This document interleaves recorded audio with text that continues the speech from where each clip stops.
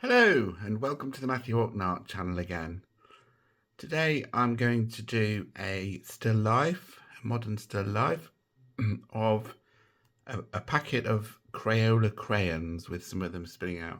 You can see that I've prepared a plywood panel. It's about 20 centimeters by 20 centimeters, and I've drawn out the still life using pencil, and then I've erased that just so that there isn't too much graphite on the actual panel itself, because I don't want the grey of the pencil to influence the colours of the paints. I'm going to be using Daler-Rowney graduate oil paints as usual, and some liquid as well, maybe to thin the paint a little bit, although I've found that using plywood I don't tend to need so much of that, but I will have some just to loosen the paint a little bit for the finer details maybe. The subject is basically in response to the Patreon fortnightly art challenge. Those of you that follow the channel will know that I've got a Patreon and that we have fortnightly art challenges to challenge ourselves to create something every fortnight.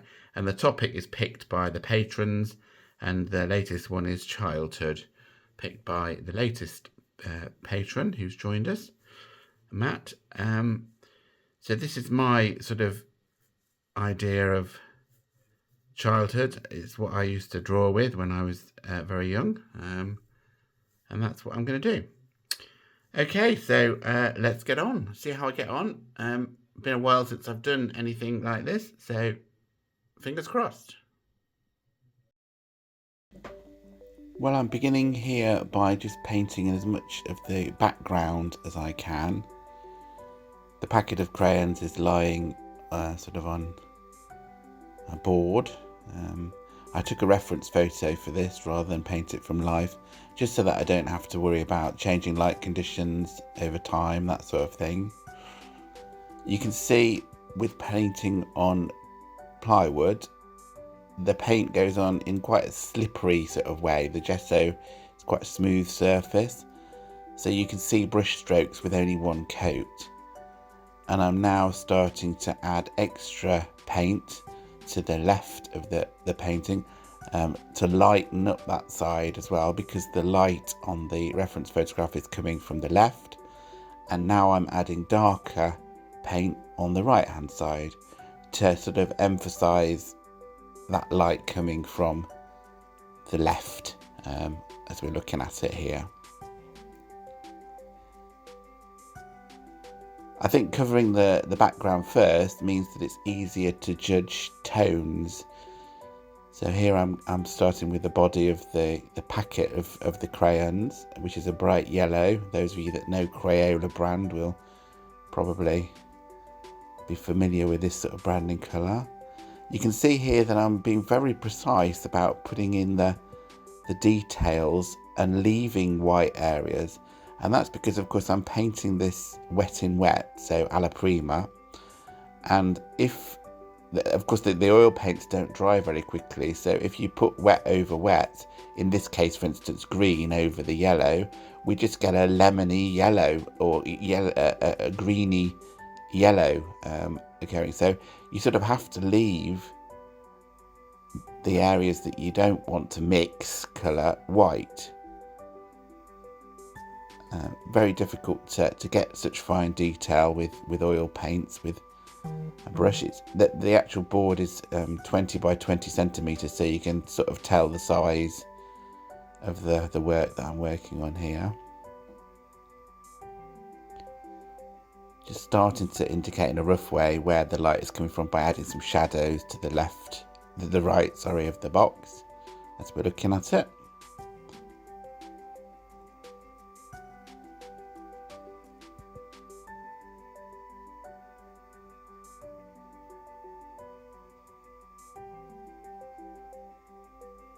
So the fact that oil paints stay wet for so long is of course of an advantage and a disadvantage. It means you can blend for a long time once you've painted onto the board in this case, but of course sometimes you don't want the colours to blend.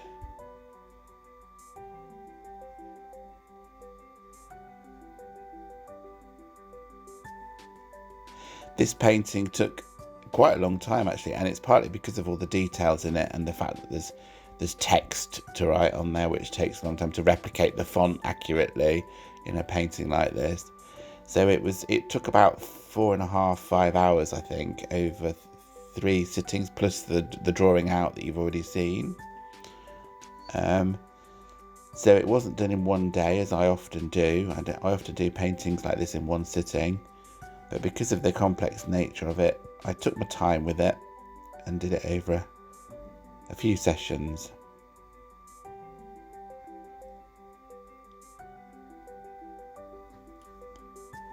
Here you can see me starting to very gingerly add the font. It's important to get the font sort of matching what's on the reference photo, otherwise the brand doesn't look right with this sort of thing.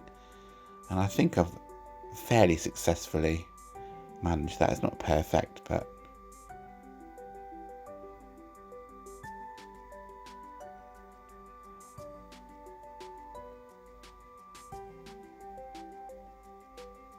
it's difficult, of course, doing details in the middle of the painting now, because I can't rest my hand on the background that I've done. So I'm having to hold my hand above the work and use sort of the brush further back.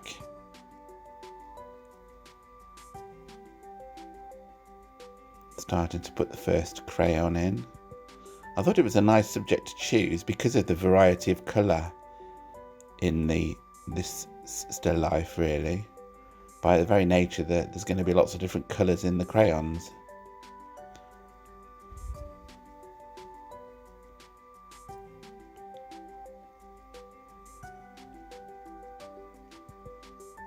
I don't ever want my work to look like a photograph, so although I probably haven't got the skill level to do that anyway, if I'm being honest, but I do want it to look like a painting, so I want there to be brush strokes visible in it. It's got to look real without looking photographic, I think is the idea of my work. We're about coming to the end of the first session here, so I return to it in a day or 2 days.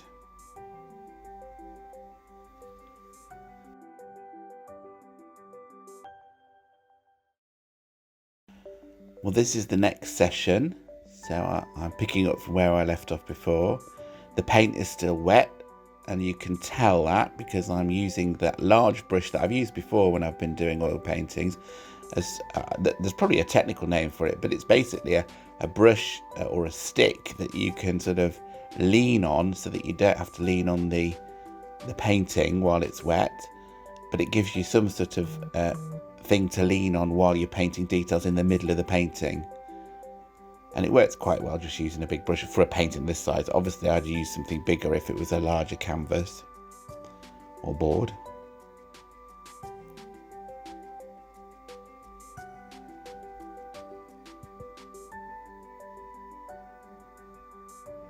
I don't know if you can tell from this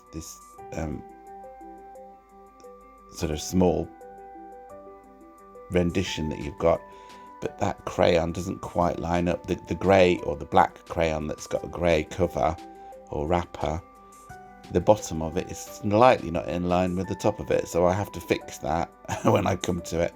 A good thing of doing it in several sittings is that you look at the painting between those sittings and realise what's wrong. And I realised this when I was looking at it, that it's not quite lining up. So I have to move the bottom part across a little bit to make it match up in the next session. I think this session, the second session, was about 1.5 hours, something like that.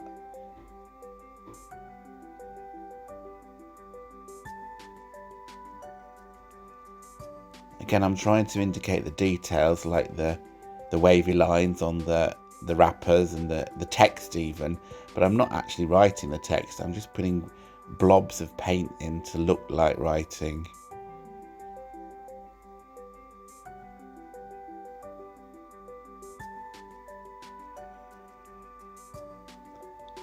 I think a lot of successful painting is getting to the standard where you can indicate things in a close enough way that the actual viewer can then make up the detail on the painting. You're not actually painting that much detail, but there's enough there for the viewer to actually add that detail, especially if they're familiar with Crayola branding, which, as far as I'm aware, has stayed the same for all the years that I've known it, since I used to use it as a child. They've always had very similar branding.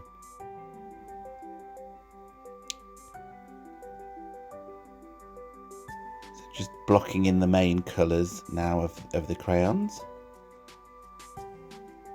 Then trying to add some sort of shading to the right hand side of them as we're looking at it, just to indicate the roundness of them.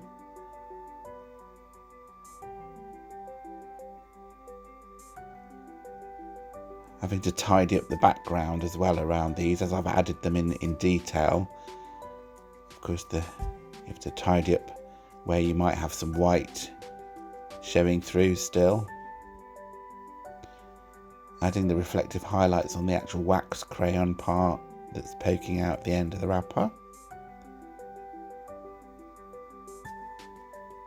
And now adding a bit of the detail with the black sort of label on the wrapper. And the wavy lines again. Indicating text in that black sort of area where the label has a label on it.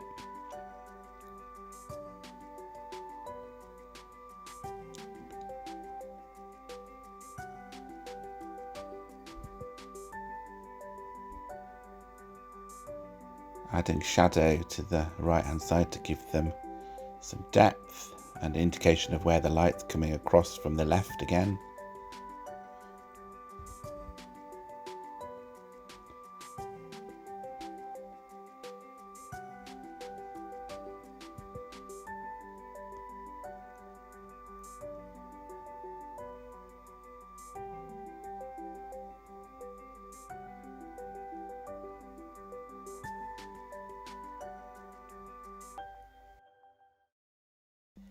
And this is the third session. There's not too much to go now. Just a couple more crayons. A brown one and a green one.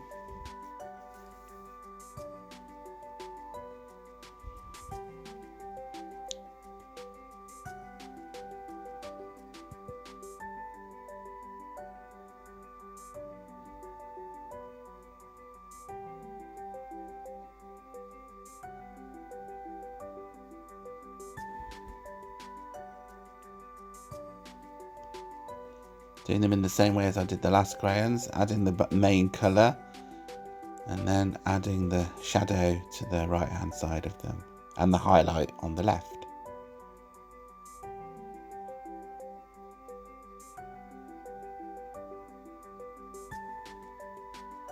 Those of you that are eagle-eyed amongst you may notice there's only 7 crayons. I don't know where the 8th crayon out of the pack has gone. Here you can see I'm moving across the bottom of that black crayon slightly, because as I said earlier on, it doesn't line up properly, so I've just about fixed that, I think, now.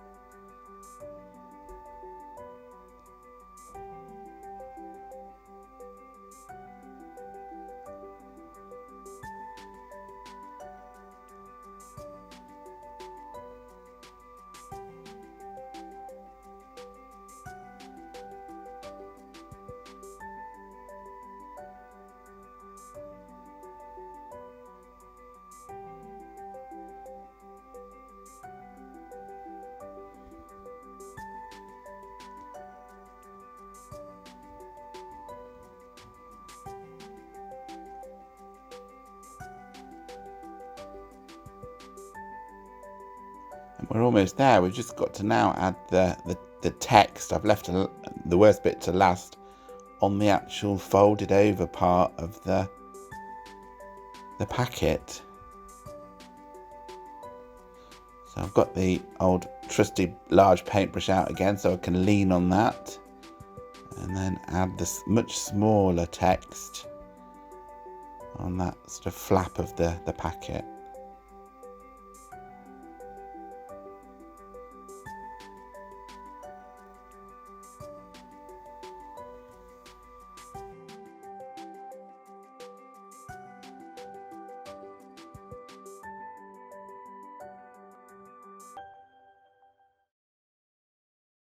Well, this is the final painting. Overall, I'm quite pleased with it. It's quite colourful, which is why I chose the subject.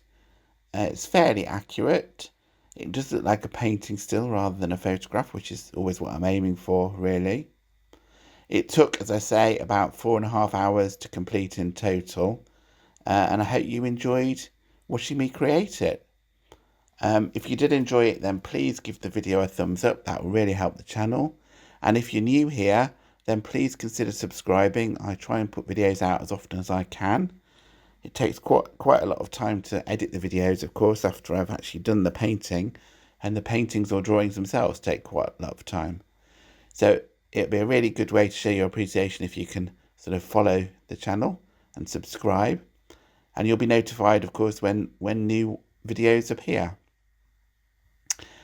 Okay, well, thank you for your time, and I will see you on the next one. Thanks, bye.